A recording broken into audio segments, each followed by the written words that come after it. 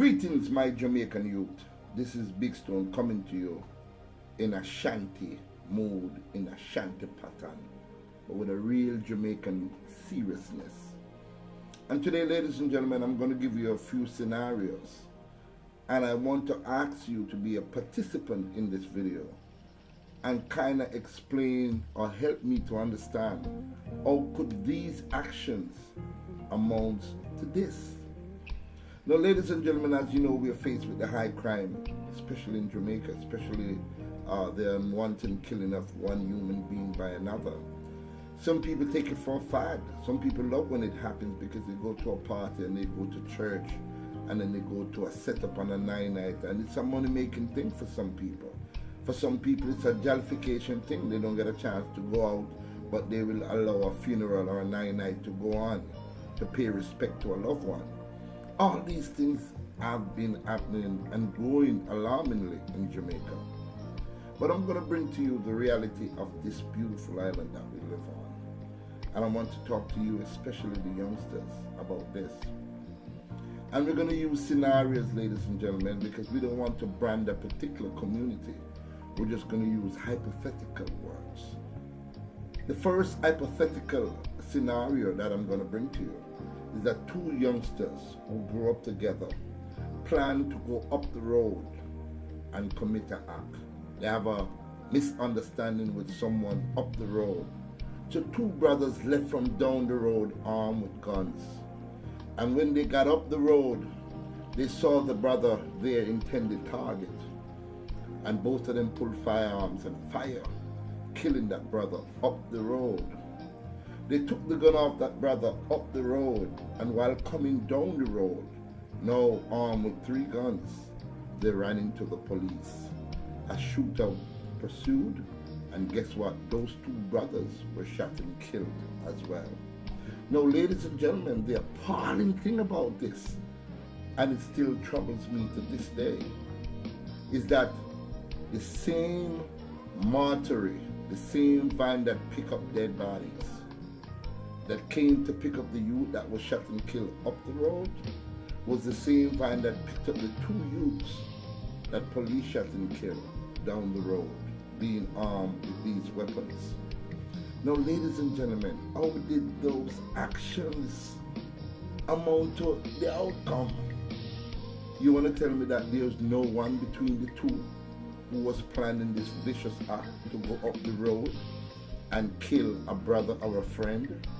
They could not have thought this out among themselves and said, listen, if we go up the road and we fire a shot, police might hear us and they might end up in the situation that they ended up in. None of them didn't think about the consequences of their actions. And how could it be, ladies and gentlemen, the same van that picked up the brother that was killed up the road is the same van that is trafficking or taking all 3 of them to the morgue? There's another hypothetical scenario, ladies and gentlemen. This happened in the country parts in Jamaica. A man at about 11 o'clock took a firearm and he went searching for his enemy, so to speak. And at 11:05 he pulled the trigger and shot and killed his enemy. And while making good his escape, ladies and gentlemen, boom, he runs into the police again. A shootout happened, and of course, he ended up dead. Look at the consequences of your actions. Look at the consequences. They say karma is a bitch. Karma has payback time. Karma is what goes around comes around. So why can't we not see our brothers as friends and not enemies?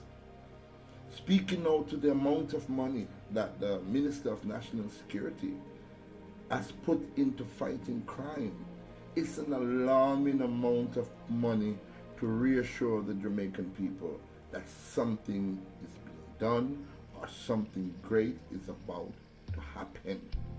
But ladies and gentlemen, if we address just the, what you call it, the cooling down of any crime and not the starting up of that crime, and you know what is going to happen, ladies and gentlemen?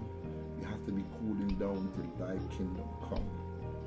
Unless you address the hardcore seriousness of what causes some of these youngsters to rebel, you will never ever get to how you're going to solve it. Now, ladies and gentlemen, I'm almost 60 years old. Yes, next month I'll be 60. And growing up in Jamaica wasn't easy. It was very poor and hard, and it's still poor and hard, but we're trying our best to survive. And ladies and gentlemen, at no time at all did the thought ever came across my mind to really hurt any of my brothers and sisters up until this day. So what has overcome our youth? What has happened to our youths? Let's be realistic. I think, for one, that we, as the older folks, have failed some of these youngsters miserable because we do not, or we did not play our part as the community raising the child like how we were taught. Yes, we have failed them miserably. I have spoken to a lot of elders my age and older, and I can understand some of their actions or reactions when I ask them, what have you done for a youngster lately? Some of them would respond to it by saying, boy, big stone them you, they are pure animal, them cannot be tamed. Boy, big stone, me tired to talk to them and them just don't want to listen. Boy, big stone, me do my best and them you, they will hurt you if you reach out for them and I try to help them. But what I'm saying is, I understand, but we cannot give up hope. We cannot give up hope because you have to get back to the mindset of these youngsters. We know you want to bring them up to your mindset, but we want you now to dig deep into the problem and get into the minds of some of these youths. Proper parenting at home. Children are having children. Children are left at home to take care of children. Young boys not finishing school and young girls not finishing school. So there's a whole bunch of problems. So instead of spending these billions upon billions upon billions of money on fighting crime, get into the mindset, get into the communities, get into the social aspect of what causes these problems and help these youths. They need help. They need help. The budget to fight crime is billions of dollars. And ladies and gentlemen, if we put a small fraction into work within all these communities, getting youths off the road, getting them involved in jobs, getting them involved with schooling, getting them involved with a trade, getting them involved with loving each other, getting them involved with sports, their God-given talent, get them involved. I don't see too much program getting the youths involved. Make that be a national drive. Mr. Minister of National Security, make that a national drive and get the youths them back involved. Jamaica's a beautiful country, man. We understand your frustration, Honorable Minister.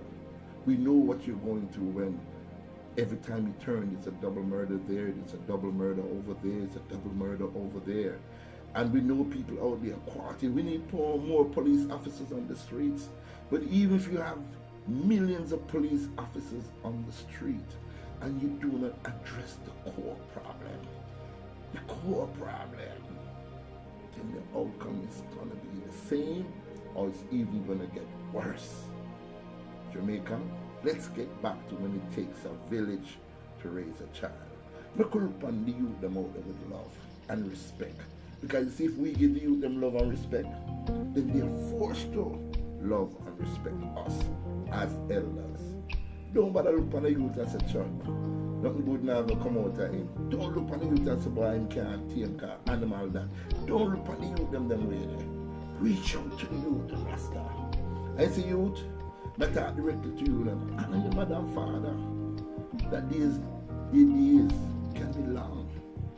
Respect your elders them, that you in return can be respected. Remember Big Stone telling us, we told you this many times, man. Love yourself, love one another, and walk good in this beautiful country. Big Stone love Rasta, but there's a mighty consequences, actions, then you have consequences, and it's pure chaos. Go back to school, you.